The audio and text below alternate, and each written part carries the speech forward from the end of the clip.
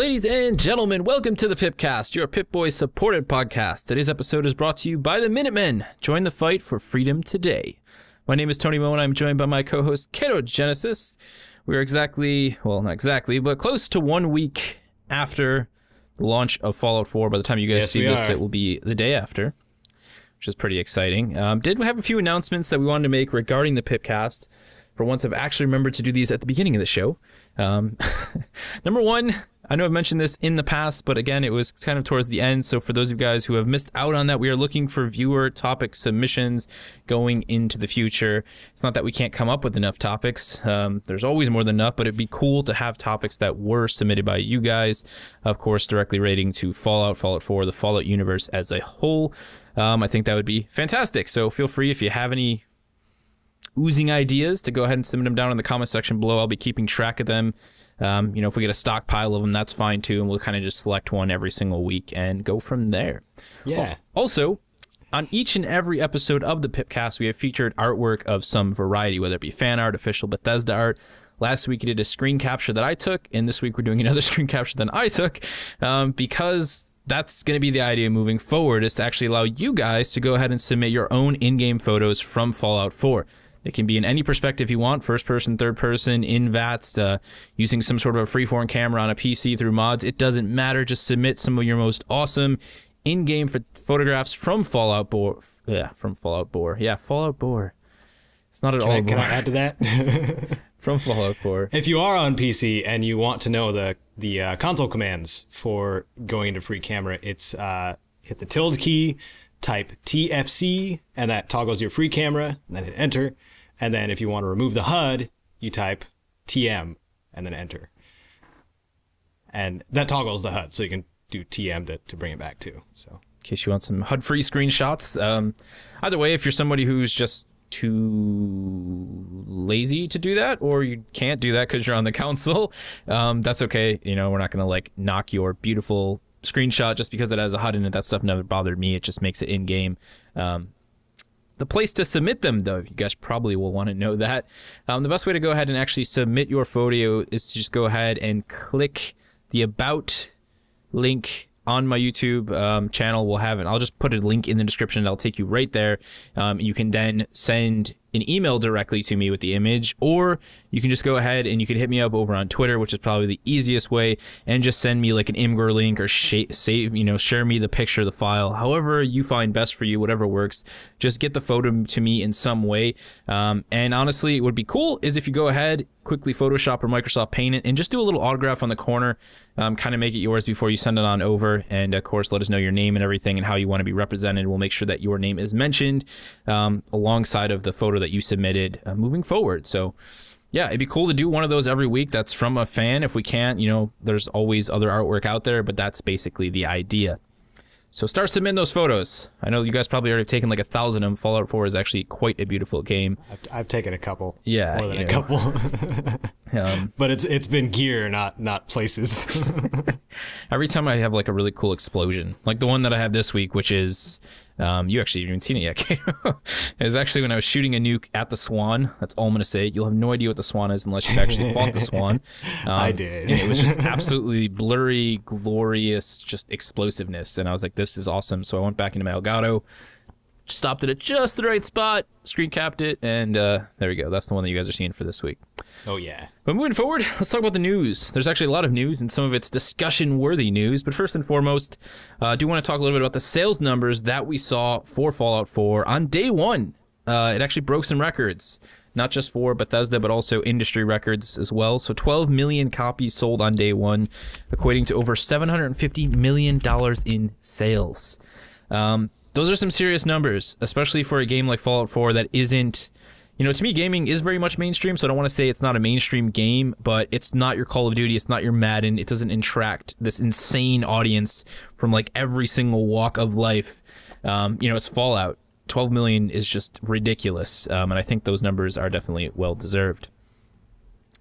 Moving on to our very first piece of modding news, there was a guy, he modded David Ortiz, who is a baseball player from the Red Sox, into Fallout 4. And the MLB basically just cried and whined over it because apparently they have no idea what mods actually are. And they were like, you can't do that. We own David Ortiz. Don't you know? Don't you know the MLB is just like the military? We own that guy. You can't mod him into a video game. No word on how that's going over. It's a mod. I imagine it's probably not going to get taken down because it's a mod. Yeah. And the MLB has no ruling in the wasteland that is the internet. So they can go shove it on that one because I think that's just absolutely hilariously stupid on their part. And it shows just how political mainstream sports actually is and makes me want to vomit. Anyways, moving forward to something much more hilarious. Pornhub actually reported that there was a 10% drop in traffic on the days following the launch of Fallout 4. If there's one thing that can pull a man away from his addiction, his shameless addiction, it apparently is Fallout 4.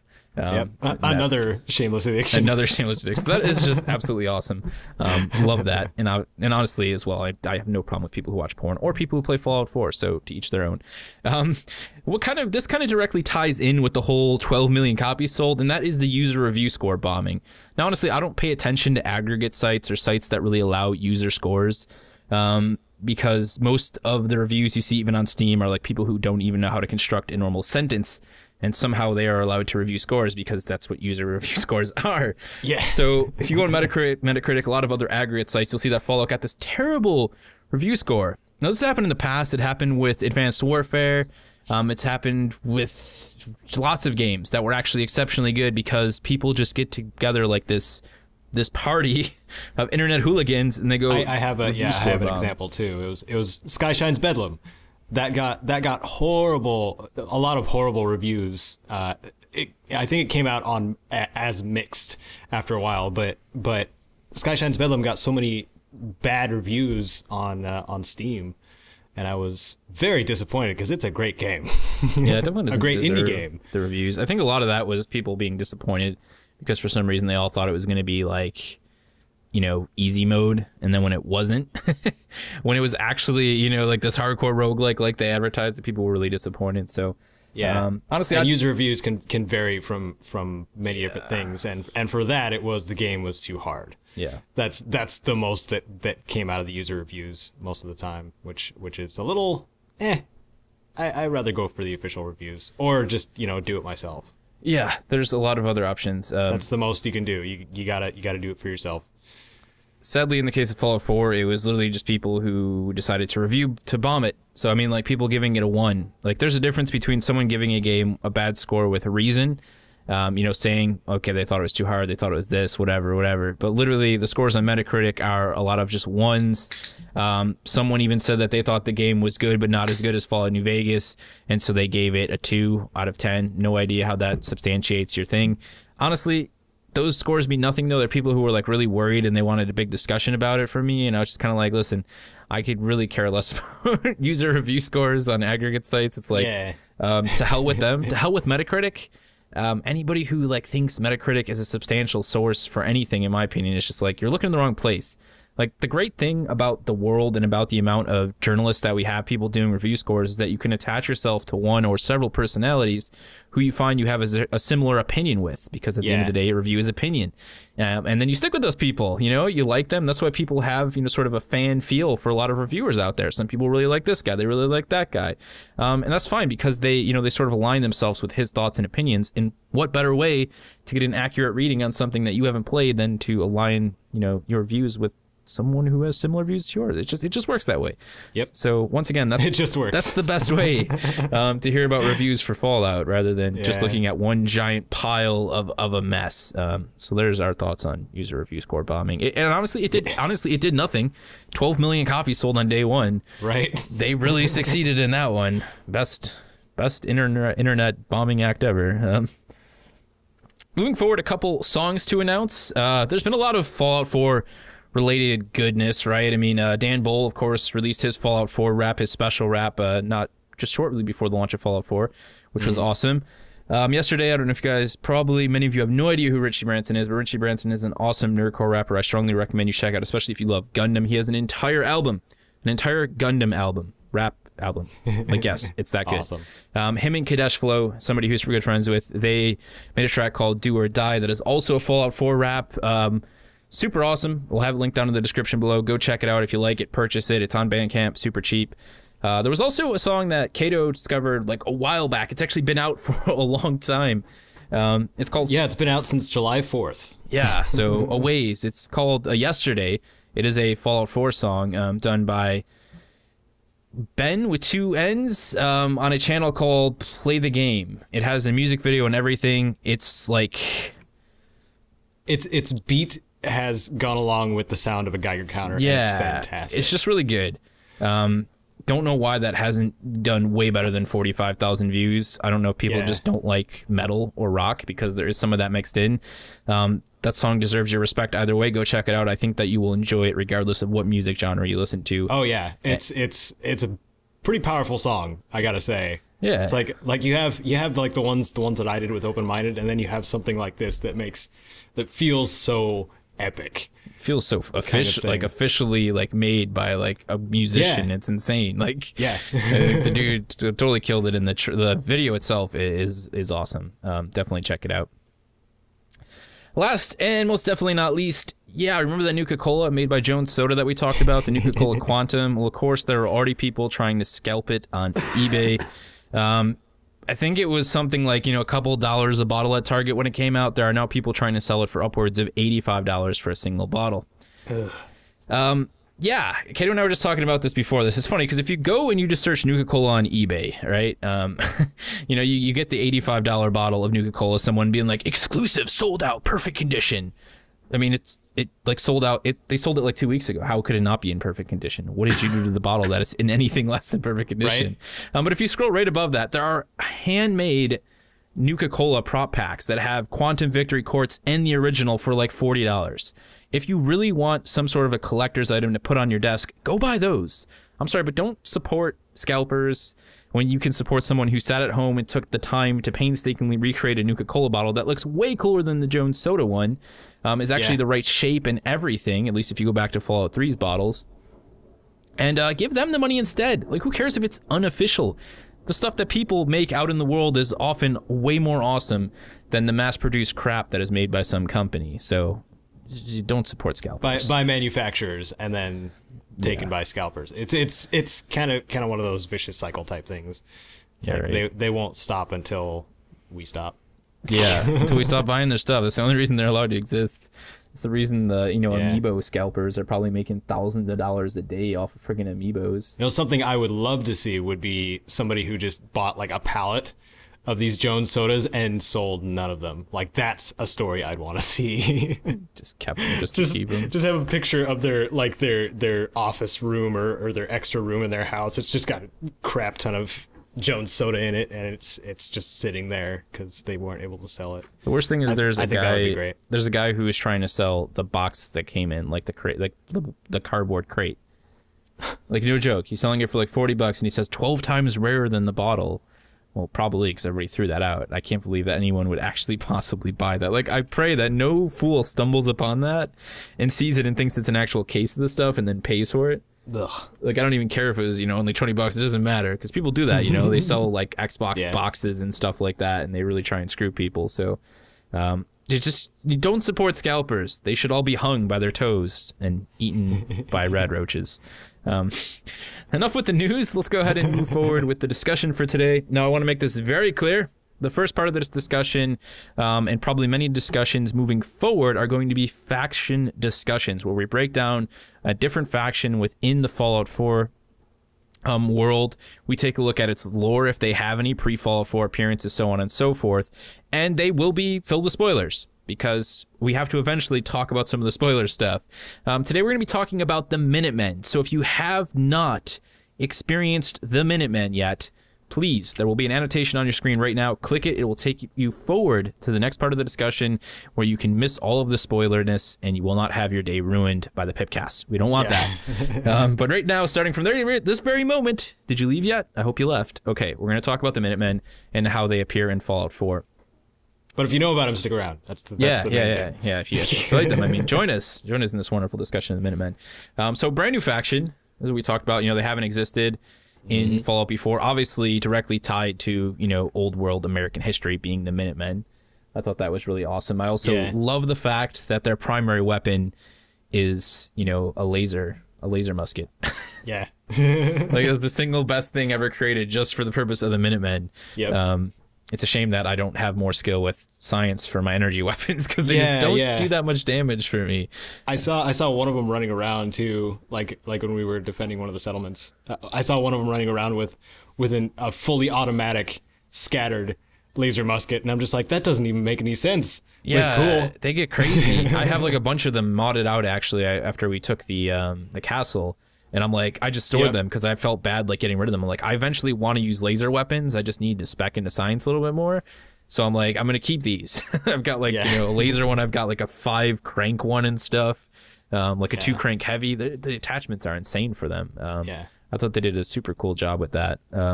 So if we dialed it back, like our first introduction of the, oh boy. What? So our first introduction of the Minutemen was like shortly after the start of the game. It's you meet up with Preston Garvey, and they're like, we're having some trouble. There's not many of us left, kind of thing. Yeah. And you get to know the Minutemen and what they stand for after you help them out, and also get access to some surprisingly useful things early in the game, which I'm still iffy about, but. Yeah, it's an overall good citizen type militia type faction, which is a great thing to see. Because well, the Lions Brotherhood in the DC Wasteland kind of did that. Yeah, but there wasn't really any other faction that really, well, Riley's Rangers, they were the positive. Mercenaries, but they were very limited in their coverage because there were so few of them. But the Minutemen, for example, or the Minutemen now are like that great, you know, almost higher class merc type group that is more about saving people rather than making money, which is nice. Yeah, they actually, I mean, they're the only faction I feel in Fallout in a very long time that just feels pure good. Yeah. Like, they just stand for, like, the people. Like, that's it, you know? And because of the situation, like, the world is in Fallout 4, like, you know, there isn't, like, this rebellion against their own kind. Like, the actual Minutemen, you know, in American history, they were a bit of rebellion, and one could even call them terrorists in a way, because they were rebelling against, you know, at the time, what was considered the norm for the sake of what they looked at as freedom. Yeah. But in this case, it's like, no, it's very understandable. Nuclear war, you know, people being raped and pillaged by raiders and super mutants. That's not okay. That's not the norm. There's nothing all right with that. Maybe if you stand on a very wrong side of the fence, the Minutemen are the bad guys. But, you know, I mean, if you really wanted to, you could make a raider settlement, and you could just become the Raider King if you wanted. But the Minutemen give you a lot of resources to start with. For, and Preston Garvey. Kind of thing. He's just such a cool... Preston Garvey, he's a cool dude. Man. Like, he just, right from the get-go, you're just like, I freaking like you, man. I'd like to sit down and... Let's hang out. And have some coffee with you, because you're a cool dude. Or tea, or... Let's go kill some mutants. Let's go kill some super mutants. And, you know, that's the thing, too. He never speaks viciously. Like, he's always just like, if people need help, we need to help them. Whatever you do to spread their cause. He's never like, slaughter those raiders. Make sure you put their heads on a pike and march through the town with them. Let them know the Minutemen have returned. Like, that's just not him, you know? Yeah. Yeah, and you totally get that vibe from him, like, right from the get-go. So, yeah, I really enjoy the Minutemen faction. And it's like... And they just keep introducing great characters. Like, the longer you play into it, you end up, like, meeting, like, some of the old Minutemen who return, and I'm just like, dude, this is so freaking good, man. What was her name? The really old lady at the castle. I just met her, and, like, she gave me the whole armory. You're all right. Yeah. And I already forgot her name. I feel bad, but she's like super awesome. And again, like, she's one of those characters, you know, you feel unsure about her because she's like, oh, back in the day I was blah blah blah, and then within the first like 10 minutes of knowing her, she proves to herself like, nope, yep, she's a good old Minuteman. Yeah. She's here, and we're super glad to have her on our side, because she just showed us this, you know, massive thing of artillery. She showed us how to make artillery. Yeah, that's the biggest part, which is super cool mechanic as well. That's probably one of my favorite parts about being the Minutemen. Like, we won't talk about the other factions and what they have, but I'm just gonna say, so far, I think the Minutemen actually have the coolest like support mechanic out of all of them. Yeah. And the fact that you can set up, you know, artillery at other locations in your settlements, so you have more artillery support across the map, Yep. It's super freaking cool. Yep. Also, the fight. My brother, you know, he beat me to it. He did the Minutemen, and then I was asking him, I'm like, you know, is there any like small tips you want to give me? Should I bring power armor? You know, what should I bring to this fight? And he's like, I don't know. It's like up to you, probably. He's like, but really, just you're gonna be surprised as to who you fight.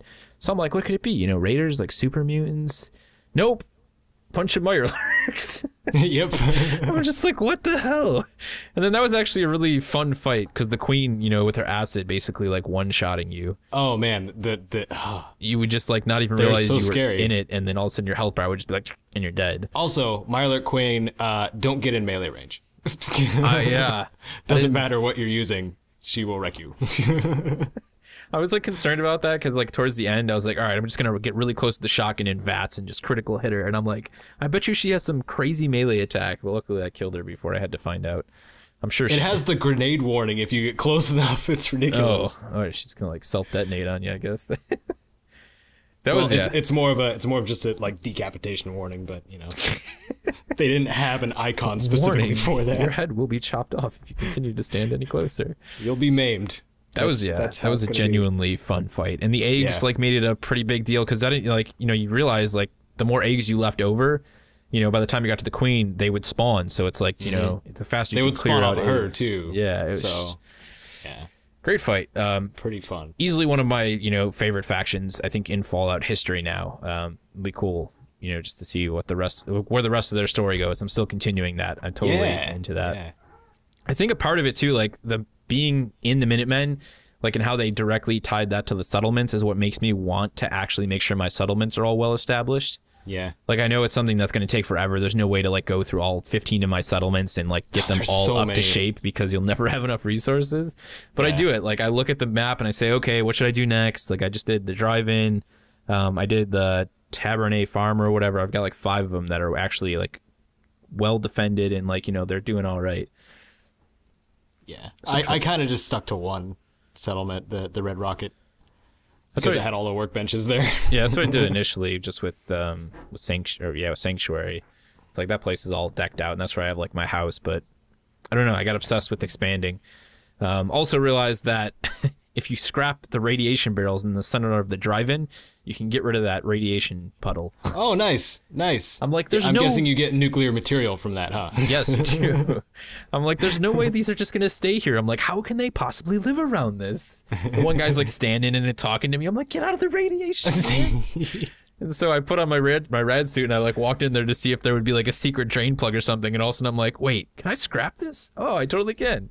Yeah. And the radiation just goes away. And there you go. You can put a water purifier right in there. So yeah, that's what I was thinking. I was like, why would there be a puddle in the middle of it if we can't put something there? And I was just like, well, this would be a cool place, but I already have the Red Rocket. Completely fortified, by the way. So many, there's so many locations on the map. It's insane. Some of the smaller ones are cool too. Like I have that Hangman's Alleyway, which is like that really that one is tall really cool. place. That like seems to be a breeding ground for legendaries for me. Like I go there, every time I go there to defend it, I get at least one legendary raider shows up. Yeah. Like it's ridiculous. Also, last thing about the Minutemen, their radio station, which is just like awesome classical music on repeat. And them telling you the time, it's like NPR without all the talking. It's just like, the time is now 12 o'clock. It's getting dark out there, Minutemen. It's so good. Although, I definitely can't listen to it on loop for too long because it doesn't change. The Covenant is actually pretty cool, too. It's extremely well fortified. But there's one downside, and that's the turrets on the walls don't count towards your defense. That sucks. So you have to either destroy them and place your own, or just leave them and place your own. Well, yeah, we're actually gonna talk about settlements as well again in this episode, so we'll get back to that. As a whole, Minutemen, awesome faction. Like I said, you guys can expect more faction discussion from us, at least from the factions that we've personally experienced moving forward. But now to unspoilerify the Pipcast. Welcome back. Those of you who clicked on the annotation, you are here. You have missed all of the spoilers. Don't rewind like 15 seconds because you'll get something spoiled. And it's time to move on and talk about what I called detail in the design. Really, I just want to talk about what seems to be an exceptional level of detail that I didn't expect Bethesda to deliver within inside of Fallout 4. Like, there's so many of the small things that if you just sit around and wait for a little bit by like certain characters, or certain pieces of the environment, they just kind of happen. Like, I don't know if you noticed, if you stand around with like your Pip-Boy long enough, like he'll take his Pip-Boy and start flicking it around his wrist. Does the same thing with weapons. So like turn the weapons over, kind of look at them and check them. Like small things like that mean a lot to me. And like, that's just not Bethesda. Like Fallout 3 and Skyrim are like pretty, you know, kind of stagnant when it comes to that stuff. Pretty spread out. It's few and far between for like the extra detail parts. Yeah. But you don't have to go far in Fallout 4 to start noticing it, as long as you're looking anyway. I think the biggest thing for me is how the ghouls come out of the environment. Oh yeah, we talked a little bit about this last week, but like I actually put it at the end of one of the videos I made today, because I'm like in this one smaller building and the ghoul climbs out of like the top of a filing cabinet that was like empty or something, and like starts to climb over the edge, and I shot him in the head and his body just flops out and lumps onto the ground. I'm just like, oh my god, that was so good. Or one of the spots I went to, I think it was one of the truck stop places, or one of the freight places. Yeah, the ghouls climbing out of the boxes. There's just a pile of boxes, and the ghoul just climbs out of it, and I'm just like, can you have a fort there or something? Or yeah, right. This is bum fort. He's got some. But if ghouls like scare the crap out of you, like Kite was playing all weekend, and it was awesome to see her reactions to it. But she's terrified of ghouls, and it's pretty entertaining. Pretty entertaining. Yeah, I think like whenever I know I'm going into an area that's heavily like ghoulified, I turn off the radio, because then you get like the ambient creepy music that kicks in instead. Which I think, again, you know, detail, they like nailed it with the music. Like we were talking with Camel, like how are they going to do the music? You know, we were all kind of speculating. We really didn't know. Yeah. And I think the amount of ambient music, like you can turn off the radio and it's a completely different game. Like, I haven't listened to the radio at all. I'm obsessively listening to Diamond City Radio. Like I switch around. Like I really do. If I'm gonna do like a stealth thing and I really want to listen with my headphones on for like ghouls and stuff, especially, I turn off the radio. But if I'm like out in the wasteland bumbling about like adventure mode, I've got the radio on. I'm all just like happy-go-lucky, chilling out to Butcher Pete for the 100th time. Oh yeah. Unless there's an emergency signal, and then I switch to that just to track where the signal's coming from. Yeah, that was pretty well done with the whole. Speaking of details. Yeah, again, all in the way of the radio. And on top of that, too, like I guess this kind of ties in all those things, those miscellaneous missions that you get just from listening to people talk. Yep. Like, you just be walking by like a guy in Diamond City, and he's like, hey, did you hear about the, the witches up in Salem? Which, by the way, if you're like level 24, don't go do that mission, because you're not high enough level yet. At least on survival mode, you're going to get your arse handed to you before you even get halfway there. Or just bring some really good explosives. Yeah, and that's usually my solution to most things. Power armor and lots of explosives. Leave all of your weapons at home. About 500 grenades. That's what you're gonna need. Bottle cap mines. I use bottle cap mines for the tough fights. Cryo mines, man. I've fallen in love with the cryo mines. Really?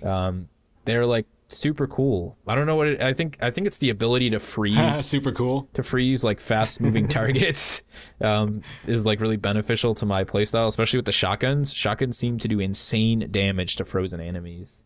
Oh, okay. Like I don't know if there's some weird combination going on there, but it's like either they get I feel like cryo would increase the damage intake. Is that what the effect does, or is it doesn't say it? It doesn't say anything about it. Like it just says it does. It kills, like if the person who's directly near it, they'll die instantly, like every time. Like I've wiped out like heavy super mutants with like one cryo mine. Like it wrecks their whole body. And then the guys who get slowed though, they definitely seem to take much more substantial damage. I don't know if it's just because they're more like they're immobile, they're not moving as much, that like I get a higher critical chance. But I use those to clear out the one tower. And yeah, I don't know, they were just like so good. Like these things are awesome. On the subject of explosives, anyway, I've maxed out Demolition Expert, and it's fantastic. Oh wow! You get I think it's second rank. You get a throwing arc. So like when you have a grenade equipped and you're about to throw it, a green arc shows up to where it's going to land, which is really nice. Nice. And then I think it's the third or fourth rank is area of effect increases. And then the last rank not only doubles damage from all explosives, but increases, I think maxes out the damage on explosives that you detonate from VATS. So like you find somebody's mine and you shoot it. Oh. It'll do your full damage, not theirs. So you could even shoot your own mine, right, and get bonus damage. Yeah. Oh, nice. I'd love doing that. At least actually. I think so. Like that's one of my favorite things now is actually rather than because Mirelurks, man, the AI. Speaking of details, like you don't realize how intelligent they are until you are kiting a glowing Mirelurk legendary while throwing frag mines on the ground, and it dodges every single one of them. Yep. And then so I started instead. I'm like, I threw 4 down, and it just was like, all right, come at me, and then shot him, and then like as he's walking to the side of him, and totally killed him. And I was like, yes. Or Death Claws throwing dirt. I haven't had that happen. Have you noticed that? The only Death Claws, I think, It's when they're rushing you, they throw dirt, and any mines that you set go off before they run into them, which is freaking ridiculous. Especially if you're setting a mine right as they throw dirt, you blow yourself up. It's great.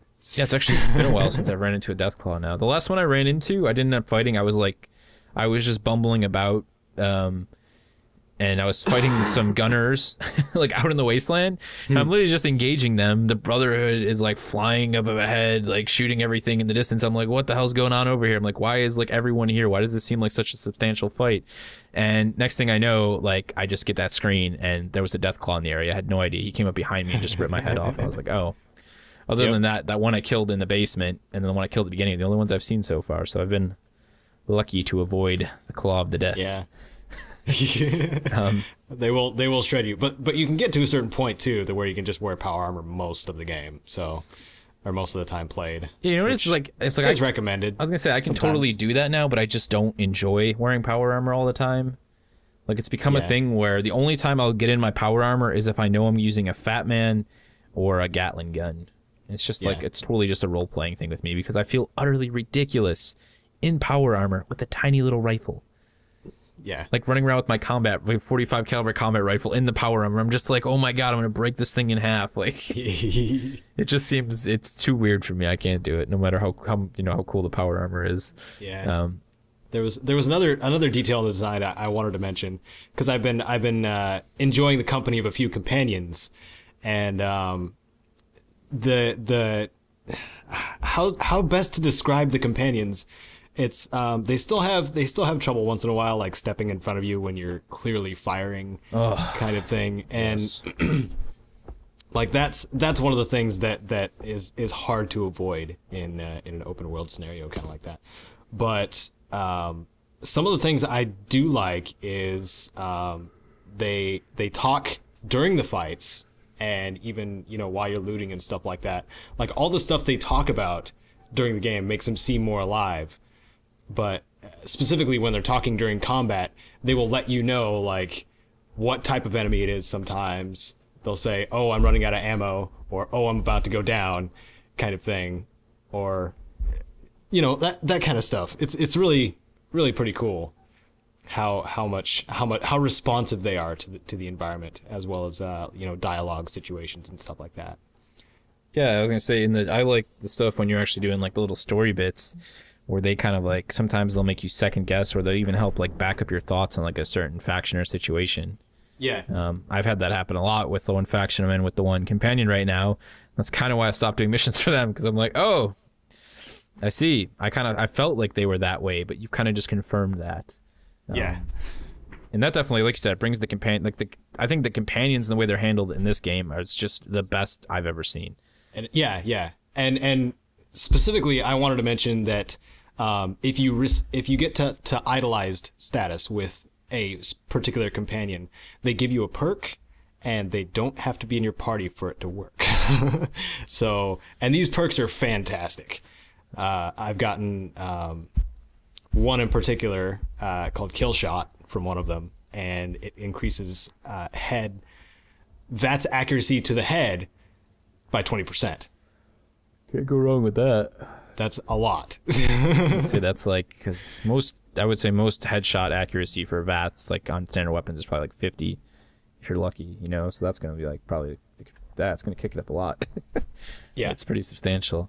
Another small thing, what I've been loving is the fact that I don't know if you noticed when you're in your Pip-Boy, you could actually like zoom your arm in and out of your face by pressing your third person toggle button.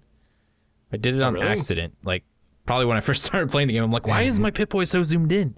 Like, what the hell? Oh, yeah. Yeah, and if you just hit back, you can do it. Also, if you hold back and then move your mouse or your right stick, you can actually move the Pip-Boy around in front of you.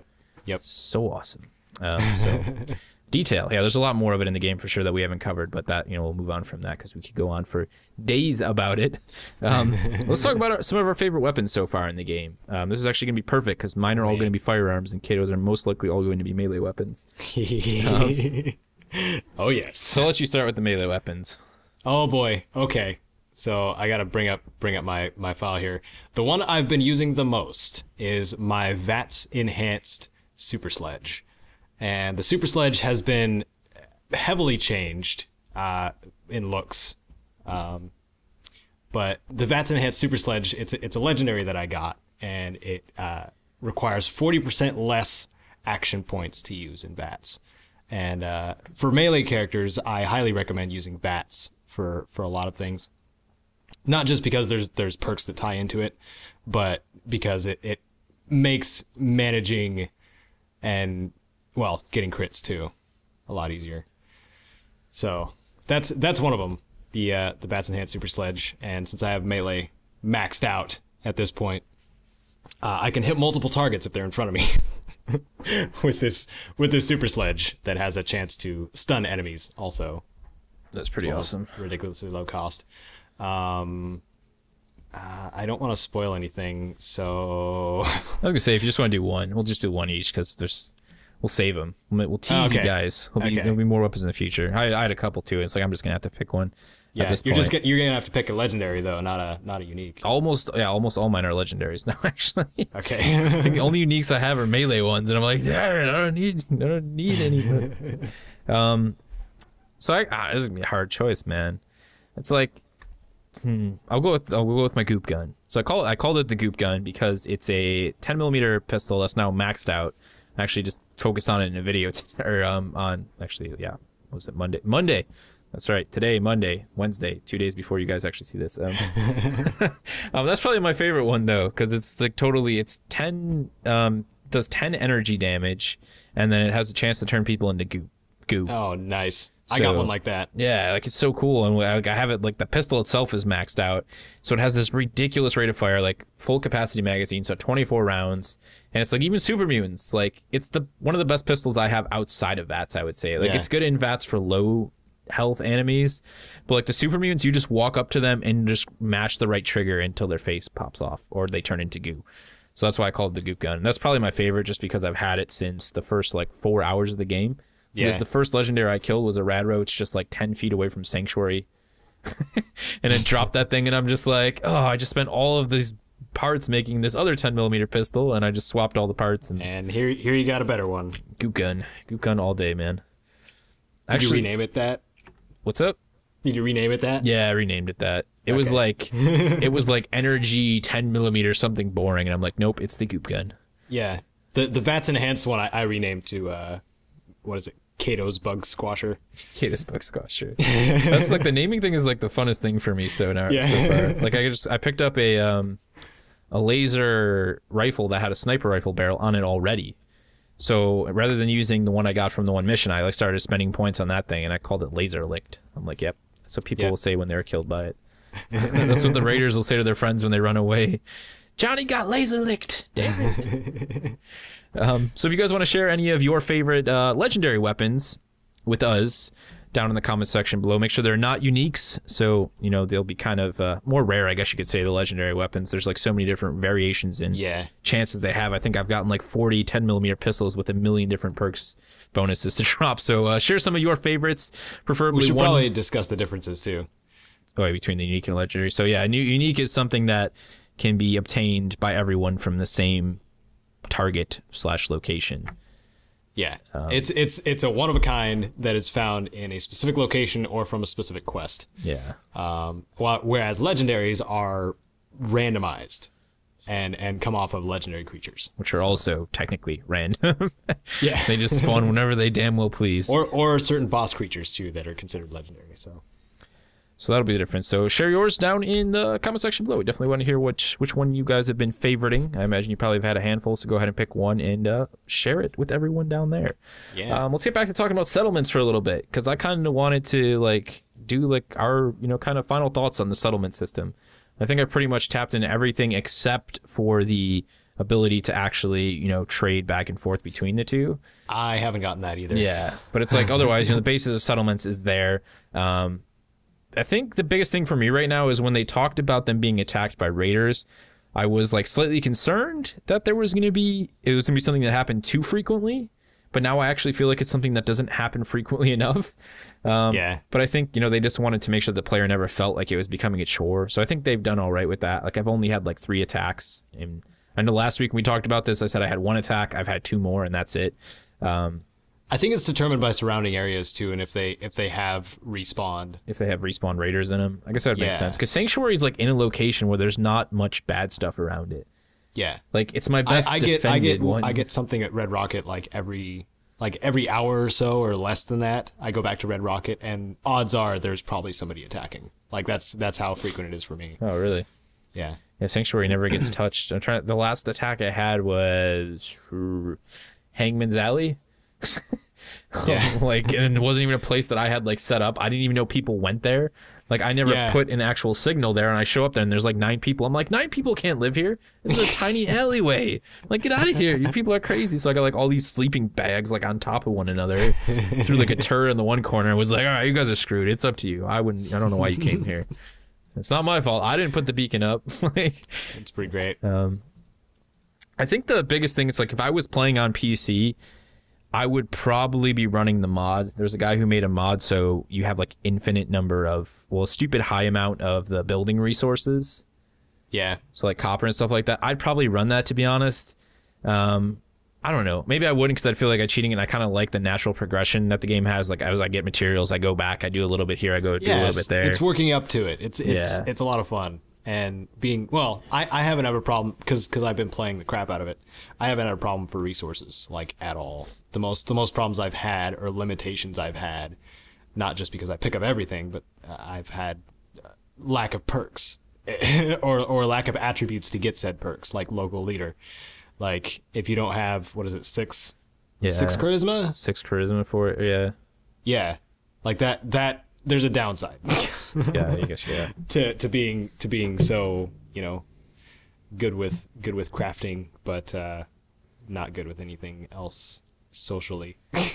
Yeah, I mean, I guess it's not bad. Like I could probably make a lot of the stuff at this point. I think the big thing that I run out is like the small stuff. Like I'm always low on like copper for wire, and oil are things that I'm always like having to farm for, and then I end up like using it like right away.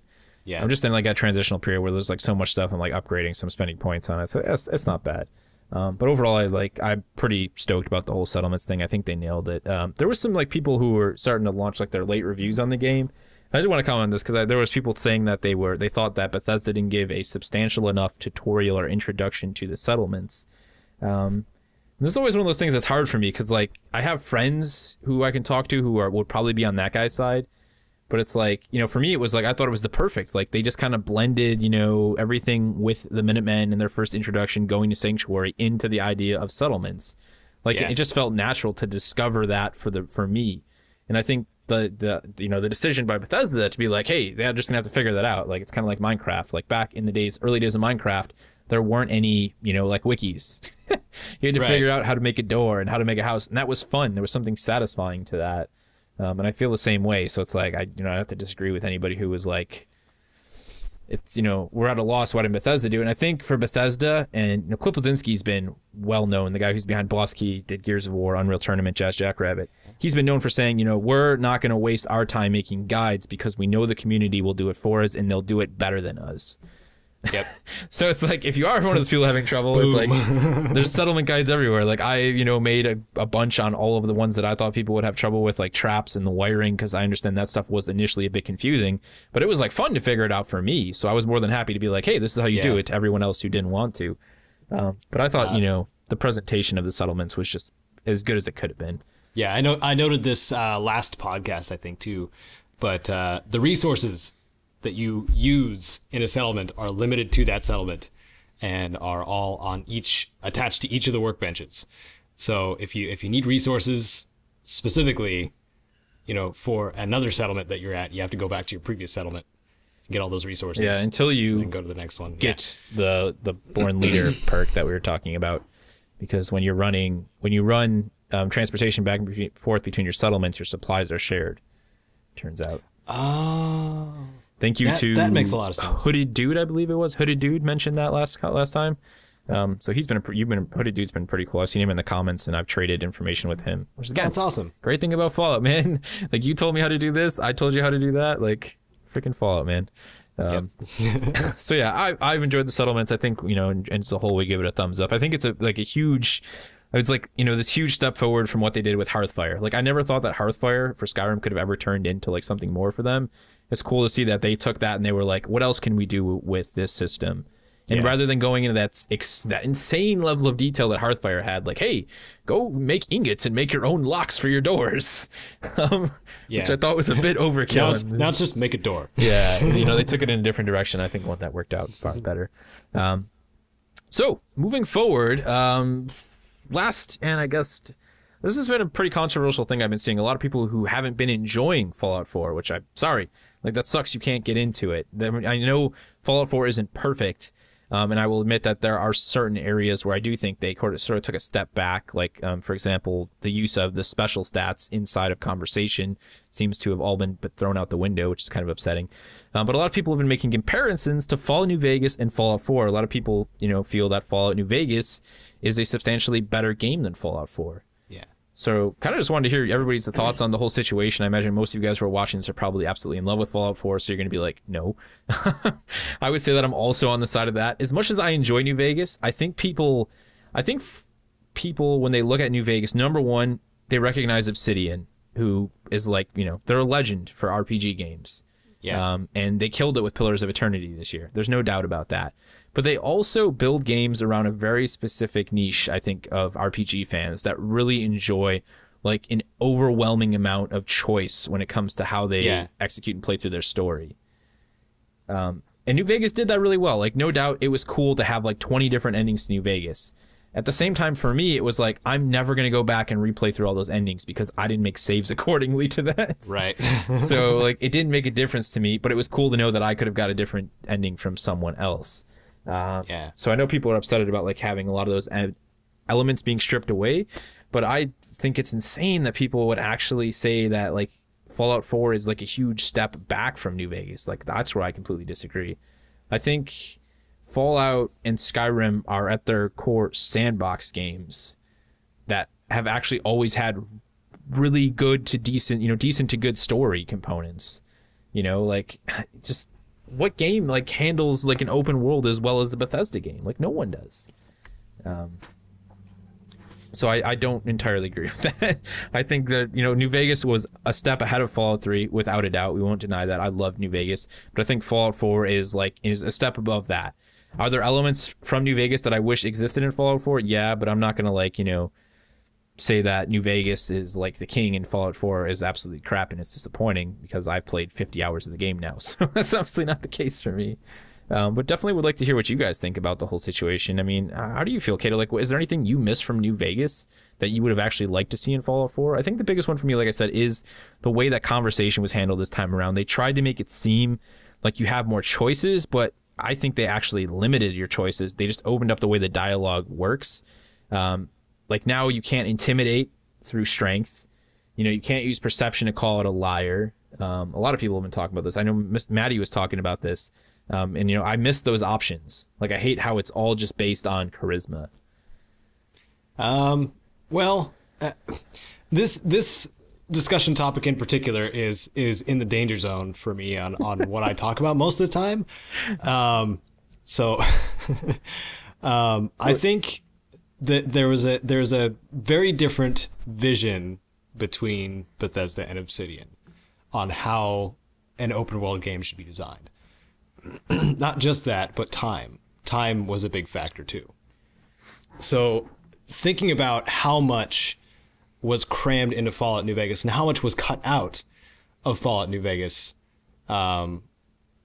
is something to keep in mind. And and some stuff that was even rushed into Fallout New Vegas because of the time constraints. But it still turned out great.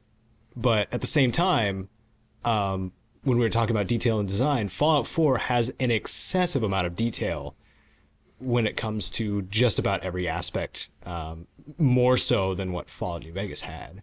Like companions, for example. Like you had the companion wheel in New Vegas, but now you have companions that are pretty much self-sufficient. You hand them some stim packs and a weapon, tell them to equip it, they're good.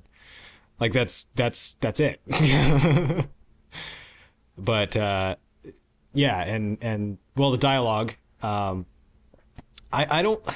It comes along with simplifying something that they don't want to complicate any further, because well, we've talked about this several times. Is when features are added to something else has to be removed in order for it to not be overwhelming. And I'm pretty sure since one of the major additions was the crafting / settlement system, then they had to simplify the leveling and such. And probably when it has to do with combat and dialogue too, just making it overall simpler to work with, because I could imagine like having multiple checks for certain things like they did in Fallout New Vegas. Like that takes a lot of time. Yeah, I mean the world design in New Vegas compared to Fallout 4, like it pales in comparison. And I think, like you said, it's obvious the direction that Bethesda wanted with Fallout 4 was like gameplay and environment, like above just about everything else. And I think, like, and at the end of the day, to me, the story hasn't suffered like as much as people are claiming. Like, I know I had some people who were saying to me they missed in Fallout 3 and in Fallout New Vegas how there seemed to be more like just random holotapes and things of that nature. And it's like, I agree, there aren't really any holotapes around. I haven't seen as many. They're definitely out there though, and the ones that I found quite a few. They're just harder to find because they're small. Yeah, the ones that I found too are just they're more substantiated. Like the one police station I was in the one town had a whole thing about like there's a bunch of different reports about this whole sort of corruption that was going on. Eddie Winter. Yeah. Yeah. Yes, exactly. The Eddie Winter one of the mob thing. bosses, man. Yeah, with the holotapes and everything. I'm like, it's not like so abundant as it was, but it feels just much more well done. And like you said, I think it was like, okay, we can just make a bunch of these and people won't, there's going to be some people who will read all of them, some people who won't care. I think by making them more rare, like I've been more akin to actually read them. Like in the past in Fallout 3, there's too many. I'm like, I'm not going to listen to all these holotapes. I pick up a holotape like every 10 minutes in that game. Like I don't care.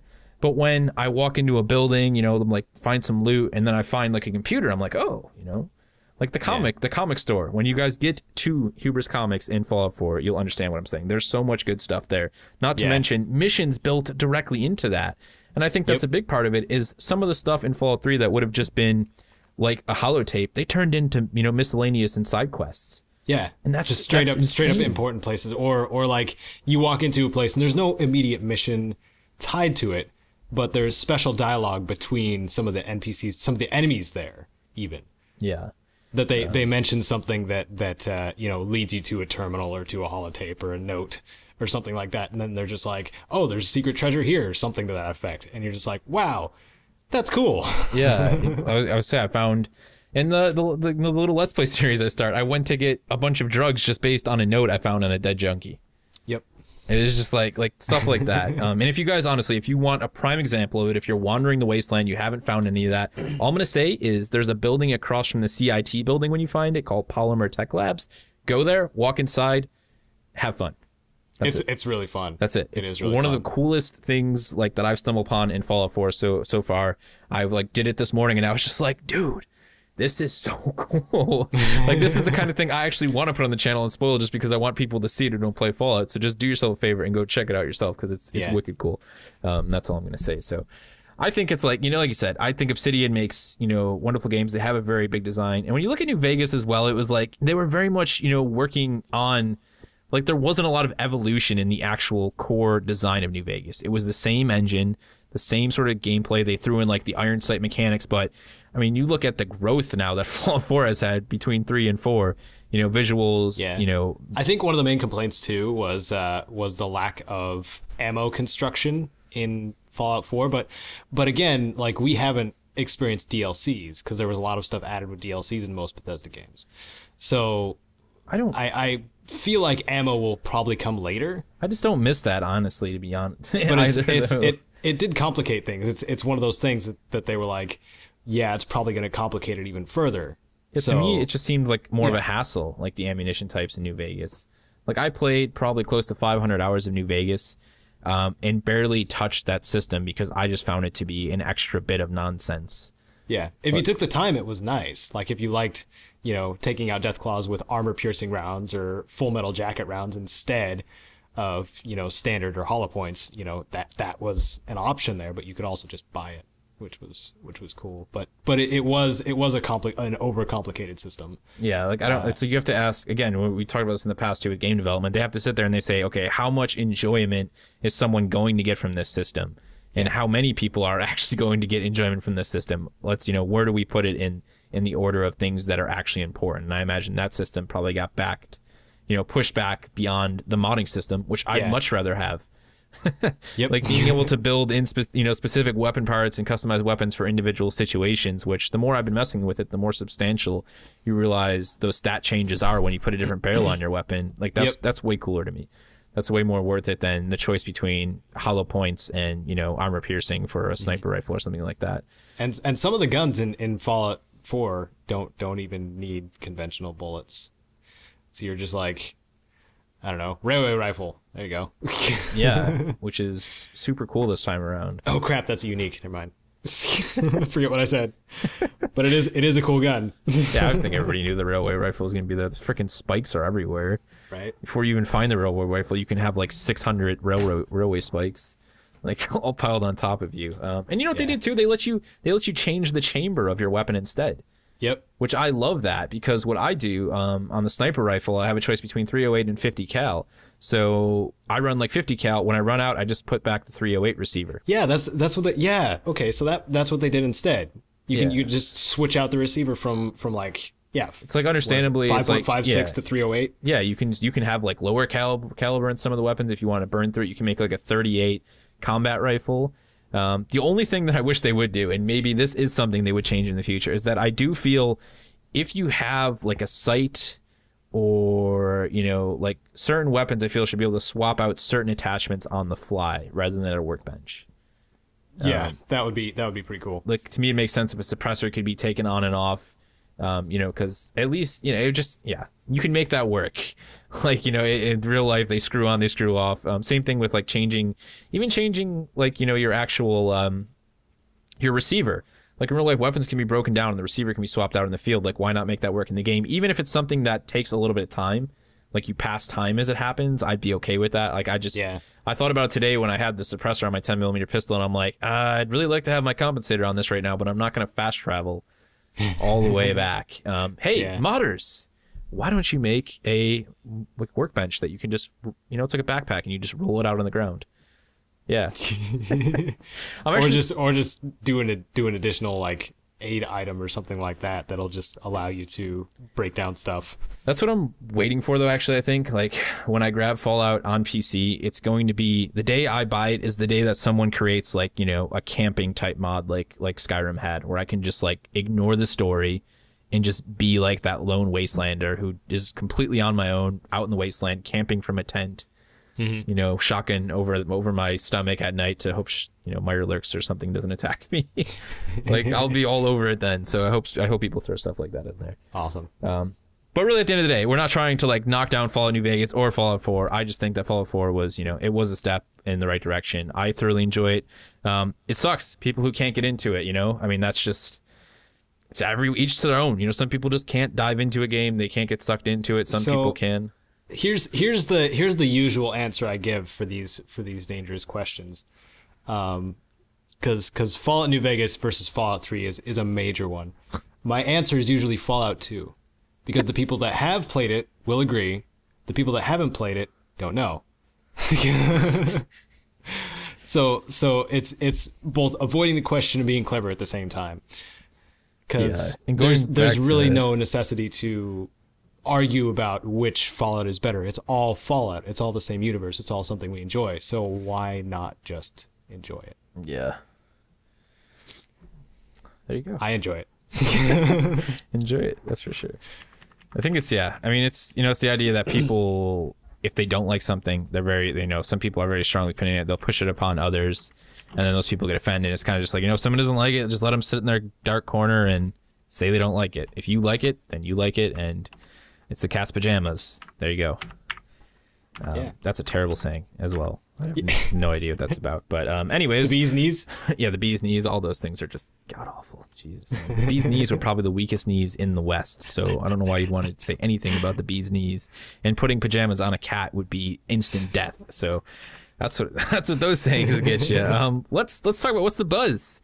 So I actually just had two things I threw on here because, man, Fallout, you know, sometimes you just get too hooked on one game. We got to pull ourselves out and realize there are other games coming out at some point. I haven't. Some of them have come out. Tomb Raider is a game that I think a lot of people passed over. Sadly, been hearing some good things about it. I actually really enjoyed the first Tomb Raider. It was a little bit too much gunplay for me for a Tomb Raider game, but it was still a good game. Yeah. And apparently the new game like goes even further forward on like, you know, actual tombs. So that's exciting. I guess gunplay is still a big part of it.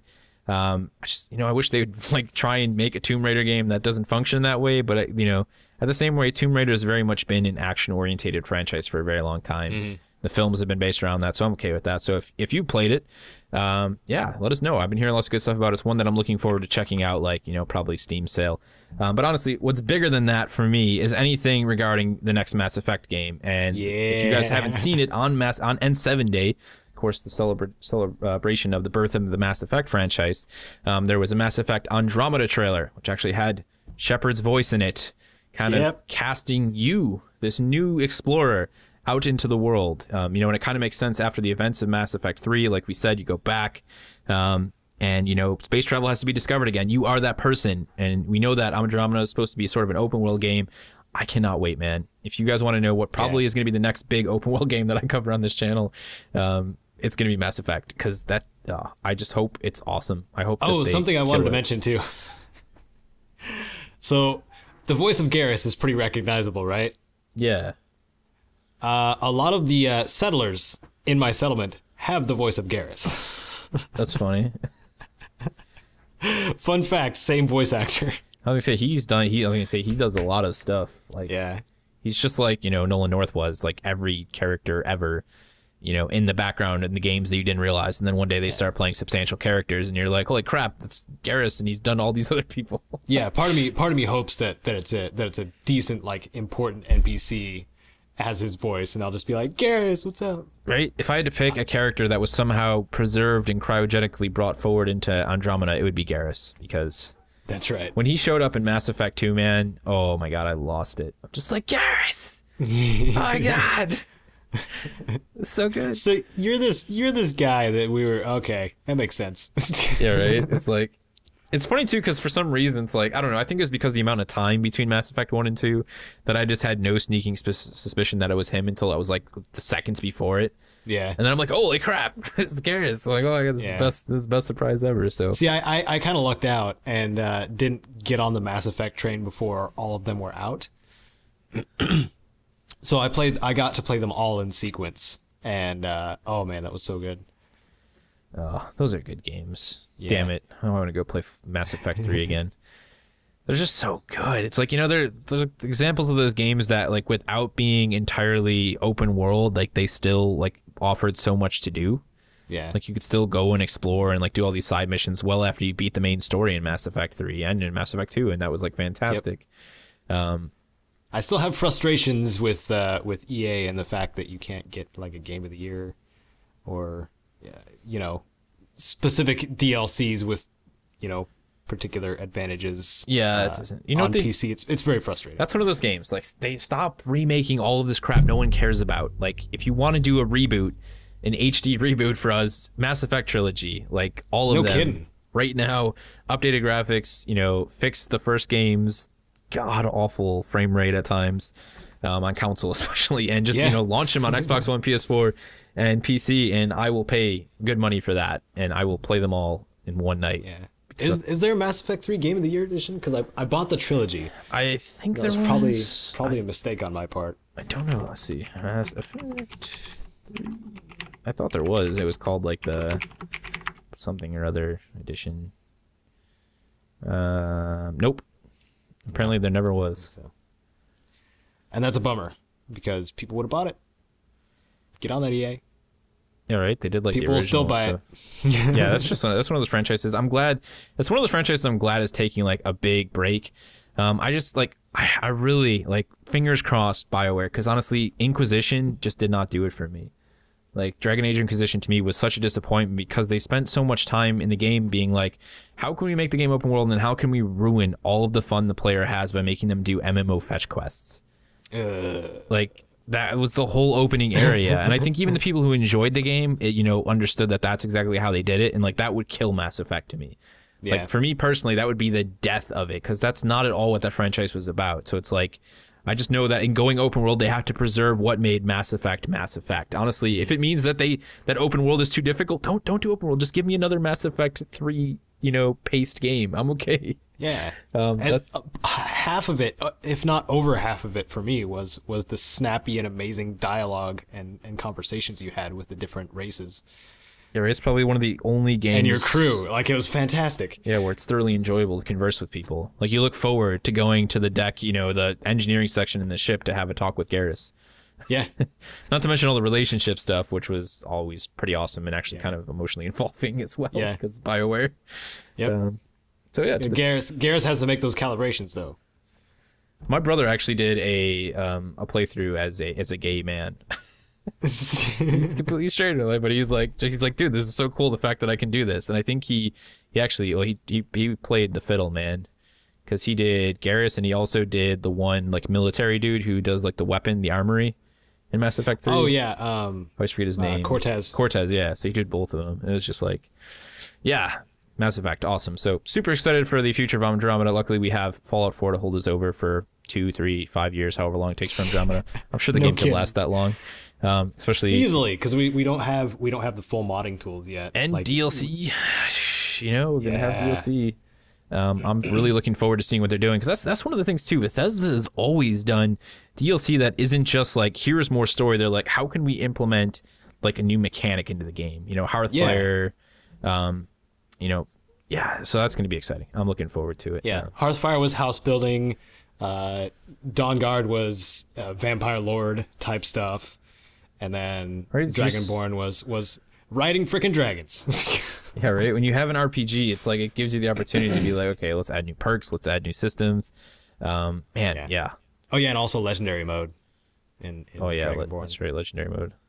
It was the update right before Dragonborn came out. That's gonna be good. I'm actually, winter's coming, and wintertime is the time of year where I like seriously fall back into Skyrim again, and like I play with all my mods. So. Have fun with that. I am still so burnt out on Skyrim. Are you? Well, I was gonna say you played a lot more than I probably did, especially doing all those guides you did. For me, it was like I played it at an enjoyable level, and I never actually picked up Dragonborn. Actually, like I fell out of Skyrim at that point.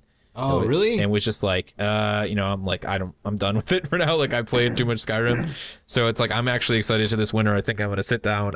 Because I had it on 360.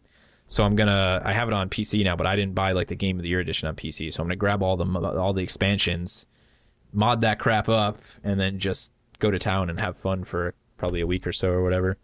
But yeah, all right, guys, thank you for joining us for episode 10 of the Pipcast. Oh wow, 10 already? 10 episodes, man, we're killing it. And if you guys haven't seen it, last episode I updated the Pipcast thumbnail and stuff. We got more neon signage. Took me a while to remember how to do that. Last time I made neon signs was like 10th grade Photoshop, so it was in my head really somewhere. Cool, it did. It came out awesome. I'm stoked about that. And also I did a change for the numbers. Like I thought I was so cool. I thought it was so cool putting like the episode whatever on the bottle cap, and then I got to 10 and I'm like, this doesn't fit on the bottle cap anymore. I'm like, so let's just do the numbers like they're stamped on top of the bottle cap. So that's how we're gonna do it moving forward.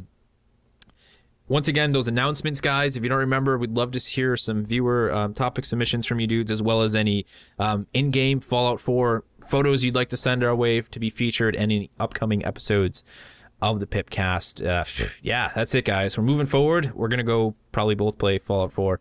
Most likely. And I know most of you probably are as well. So I hope you enjoy the rest of your day wandering the wasteland, and we will see you in the next one. Have a good one.